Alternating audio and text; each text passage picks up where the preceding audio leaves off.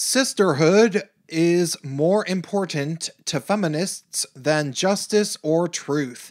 Hey, it's Prince of Queens, and I was thinking today about the way that feminists behave, and it occurred to me that the coordinated dishonesties they exhibit is a form of toxic femininity that is something that a lot of them are probably aware of, but they choose to propagate as long as they can, because ultimately, they are just really selfish people. What I mean is this. When female feminists advocate that people listen and believe accusers of rape, domestic violence, or even supposed internet harassment at their word, they are fully aware that this will cause numerous males to be falsely accused and then assumed guilty, at least by the general public. But that is a sacrifice they are more than willing to make. Why are these feminists willing to throw countless innocent men and boys under the bus to have their lives ruined, potentially even leading to suicide after being falsely accused, knowing damn well that the feminists are responsible for this? Well, in many cases, the women propagating the notions that females supposedly almost never lie about rape or domestic violence, which couldn't be further than the truth, are saying this because they themselves have at some point lied about rape or domestic violence. Or maybe even just lied about internet drama with men, claiming they received threats, etc. These women have an obvious vested interest in keeping the myth of unquestioned female honesty going because they know perfectly well that they've already abused it in the past. And they don't want anybody to find out, and they likely will abuse it again in the future. However, I like to assume, from my observation, that there's a slightly less nefarious breed of feminist who actually just sees the elaborate construct of mutually agreed upon corroboration of testimony from every female accuser with every other feminist, and realizes how powerful the entire web of support really is. I will call this elaborate web of corroborative support, or what often ends up being a web of lies, the same thing that many feminists call it: sisterhood.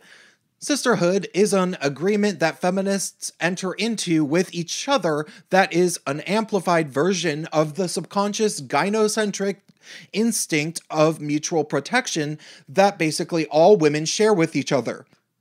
Sisterhood, for the purposes of this video, is rather like some weird fraternal order that you'd see in a movie, where members of the order are obligated to help their fraternal brothers do potentially heinous things, like cover up a murder if necessary.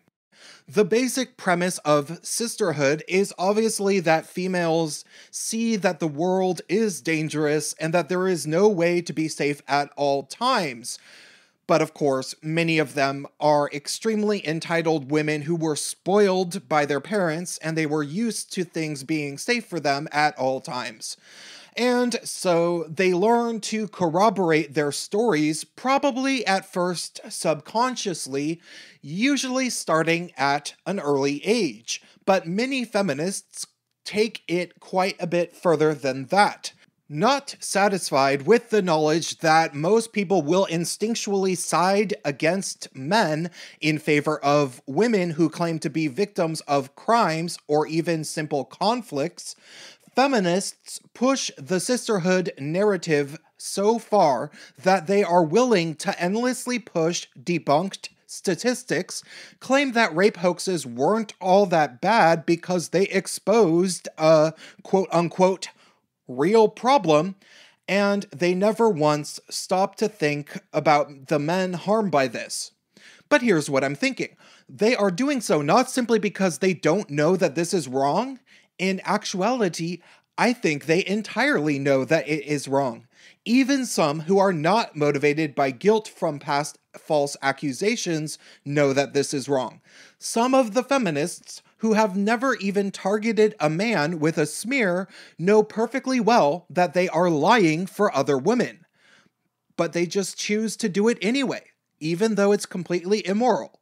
You see, I think feminists who have taken the oath of sisterhood simply don't care about morality or about the lives that might be ruined, because in their heads, they figure, it's either men or it's me.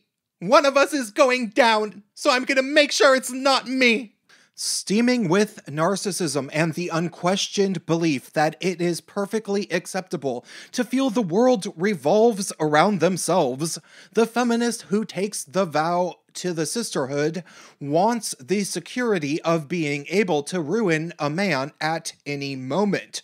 Magdalene Burns and her fans are a great example of this. They flock to her knowing not just that she lies constantly, but that they can publicly prove loyalty to the sisterhood by covering for Magdalene's lies. Do you want to prove that you're truly loyal to the sisterhood?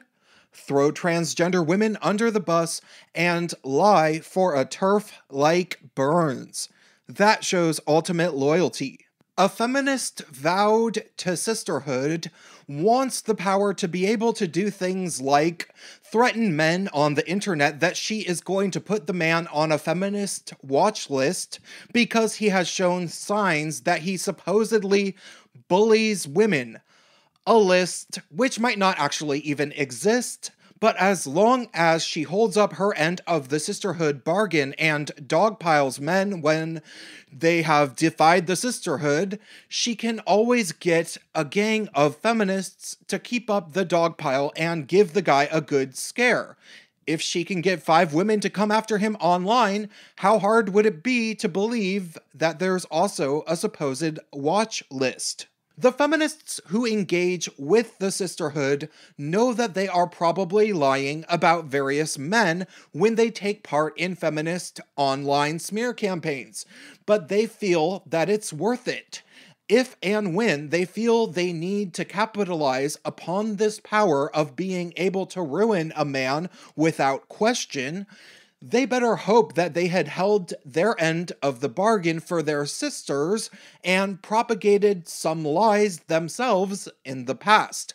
In many branches of feminism, telling the truth about legitimate rapists or honestly abusive men might not even be good enough for the sisterhood.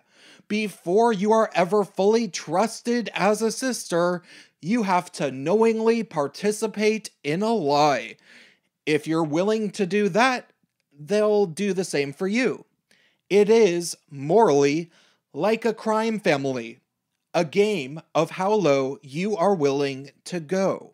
Fortunately for the sane world, fourth wave feminism carried this notion of unquestioned sisterhood so far that it attempted to cover for con artists like Anita Sarkeesian, used the debunked 1 in 5 college rape statistic on Hillary Clinton's homepage, and seemingly tried to use sisterhood to cover for the fact that Hillary Clinton is a criminal.